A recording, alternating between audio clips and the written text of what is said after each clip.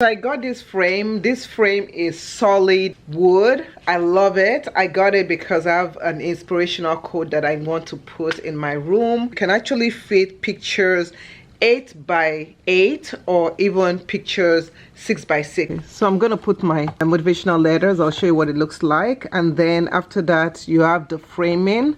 So I'm going to put the white part of the framing on there like this. So this is the white part of the framing, and then I'm gonna put the cover, the backing on it. And the backing is really cool because it has some skewers that can lock it. So this frame is a good quality solid wood frame.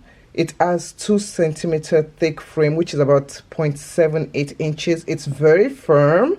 I love that the color just matches what I want to display. It looks really good. It has plexiglass, which will not hurt your family. And you can see that has very protective film on both sides. And you can see you can also put pictures in it. You have some screws that comes with it so that you can put it on the wall if you want. So it looks so beautiful. I like it.